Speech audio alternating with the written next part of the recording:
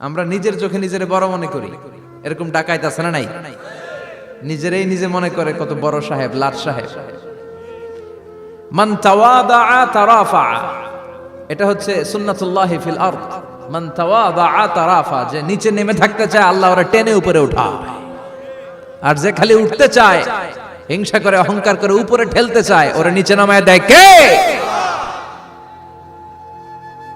সাইয়েদনা আদমকে আল্লাহ বললেন, আদম সাল্লিম আলা উলাইকান নাফার লাম্মা খালাকাল্লাহু আদম ওয়া কানা তুলহু 60 যিরাআন। নিচে নেমে গেলে যে উপরে ওঠে, আর উপরে উঠতে চাইলে যে নিচে নামে, উদাহরণ দেখেন। আদম আলাইহিস সালামকে তৈরির পর আল্লাহ বললেন, আদম সাল্লিম আলা উলাইকান নাফার, এই ফেরেশতাদের সালাম দাও। কি দাও? সালাম দাও। কোনো প্রশ্ন নাই, আল্লাহ সালাম দিব কেন? ফেরেশতারা আমারে দিব না কেন? আমি আগে দিব কেন? কথা আছে কোনো? যেই সালাম দিলেন, সালাম দেওয়ার সাথে সাথে ওনার মর্যাদা বাড়িয়ে দিল কে? এত মর্যাদা বাড়ালেন যে নূরের ফেরেশতারা মাটির আদমকে সেজদা দিতে বাধ্য হয়েছে। চিৎকার করে বলেন ঠিক কিনা? তুমি মাটির আদমকে প্রথম সৃষ্টি করিয়া ঘোষণা করিয়া দিলে শ্রেষ্ঠ বলিয়া, তাই তো নূরের ফেরেশতা করে আদমকে সেজদা। সবার চেয়ে সম্মান দিলে মাটির আদমকে। আল্লাহু আল্লাহু পড়েন, আল্লাহু আল্লাহু তুমি জাল্লে জালালুহু, শেষ করা তো যায় না গে তোমার গুণগান। আল্লাহু আল্লাহু, সুবহানাল্লাহ পড়েন। কি সম্মান আল্লাহ বাড়াই দিলেন। আল্লাহ বললেন, আদম আজকে থেকে তুমি আশরাফুল মাখলুকাত, তুমি খলিফাতুল্লাহ ফিল আরদ, তুমি পৃথিবীতে আমার খলিফা, ভাইস জেরেন্ট অফ আল্লাহ। আল্লাহর খলিফা, আল্লাহর আহকামগুলো পালনের জন্য ভাইস জেরেন্ট। চুরি করলে হাত কেটে দাও, কার আইন? এই কাজ আদম তুমি দুনিয়াতে যেয়ে করবা।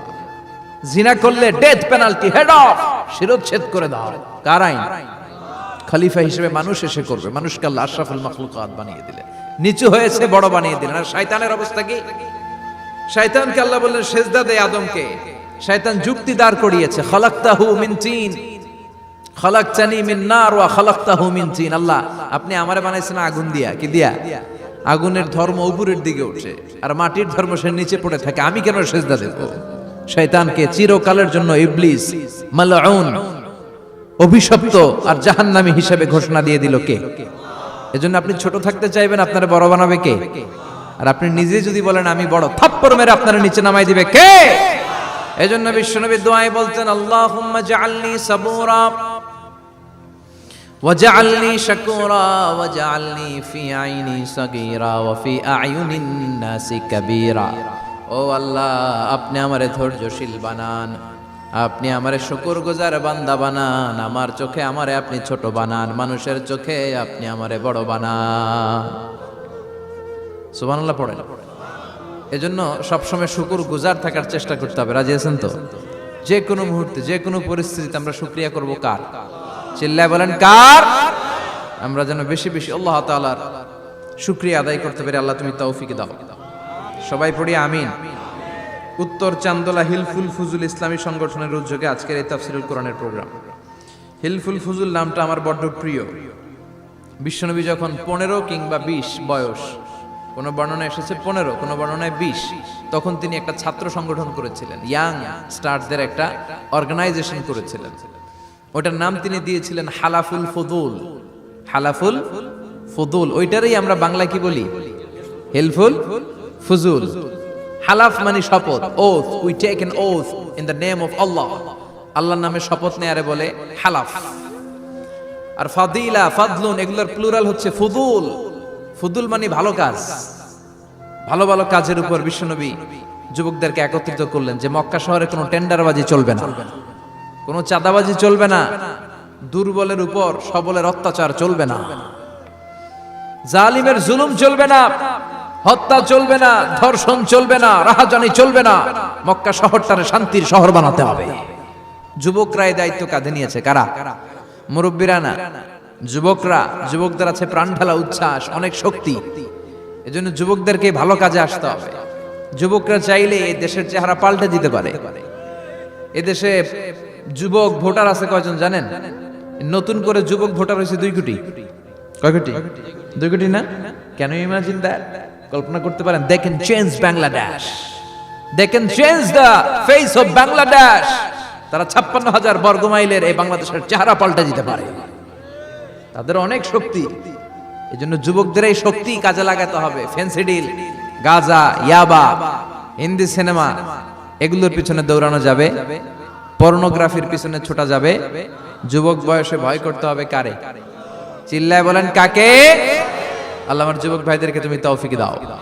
বিশ্বনবী এই হালাফুল ফুদুল তিনি গঠন করলেন মক্কাতুল মুকাররমাতে। পুরো মক্কা শহরটা শান্তির শহর হয়ে গেল। সুবহানাল্লাহ। ভণ্ডামি এই দেশে আছে না নাই? দো দিল বান্দা কালমা চোরে, না পায় শ্মশান না পায় ঘোর, দিন থাকিতে আয়রে পথে ছাইড়া দে ভণ্ডামি, ভণ্ডামি ভণ্ডামি ভণ্ডামি, ছাইড়া দে ভণ্ডামি। আছে না নাই? নামাজ কালাম পড়ে না, ইবলিশ শয়তানের নানা। আছে না? নামাজ নাই, রোজা নাই, নাচানাচি, নাচ গান, গোসল করে না, সারা বছরে করে একবার, ওই গোসলের পানি মুরিদরা খেয়ে ফেলায়। আছে না নাই?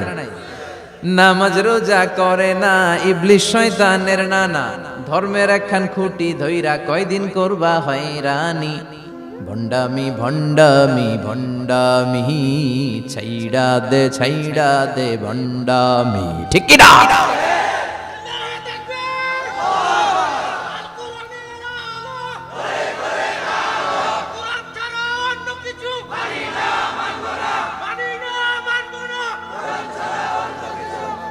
তো এই বন্ড পীর ও পীর, আমার নানা ভাইও পীর। কথা কন, পীরে পীরে পার্থক্য আছে না নাই? পীরে পীরে পার্থক্য আছে। এজন্য পীর চিন্তা হবে। এদেশে এই পাক ভারতে ইসলাম প্রচারে ওলিয়া উলিয়াদের, পীর মাশায়েখদের অবদানের কোনো শেষ নাই। কিন্তু চিন্তা হবে, কষ্টি পাথর দিয়ে যাচাই করে নিতে হবে। কারণ এই পীরের আদলে অনেক ভণ্ড এই বাংলার জমিন আছে না নাই? এই ভণ্ডদের সাথে আমাদের কোনো সম্পর্ক নাই। ওনার দরবারে আলোচনা হয়, সাইয়্যিদ কামালউদ্দিন জাফরি সাহেব যায়, আমরা যাই, দেশ বরেণ্য ওলামায়ে কেরামরা যায়, যারা হকের কথা বলে, যারা কোরআন সুন্নাহর আলোকে বলে, কোনো ভণ্ডামি নাই। যাবেন, প্রতি বছর যাবেন। আল্লাহ ডেকে বলে, গোলাম আমি হলাম গাফিরুয যামব কাবিলুত তাওব। আমার কাজ হলো ক্ষমা করা, আমার কাজ হলো তওবা কবুল করা। শয়তানের কাজ হলো ওয়াসওয়াসা দেওয়া, আমাদেরকে ভুল পথে নিয়ে যাওয়া। আর আমাদের কাজ হলো ভুল করে ফেলা, আল্লাহর কাজ হলো ভুলগুলো মাফ করে দেয়া। আল্লাহ ডেকে বলে, গোলাম তোরা যদি ভুল না করতি, তোরা যদি পাপ না করতি, তোরা যদি অন্যায় না করতি, তোদেরকে ধ্বংস করে দিয়ে এমন একটা জাতি আমি এই দুনিয়ার বুকে তৈরি করতাম, যারা সকালবেলা ভুল করে দুপুরে মাফ চাইতো, দুপুরে ভুল করে রাত্রে মাফ চাইতো, আজকে ভুল করে আগামীকাল মাফ চাইতো। আর আমি আল্লাহ গুনাহগুলো তাদের সব ক্ষমা করে দিতাম। ক্ষমা করে দিতে আল্লাহর বড্ড ভালো লাগে। বান্দা আল্লাহর কাছে বারবার চাক, চোখের পানি ছাড়ুক, এটা আল্লাহ পছন্দ করে। চোখের পানির যে কত পাওয়ার আপনি কল্পনাই করতে পারবেন না।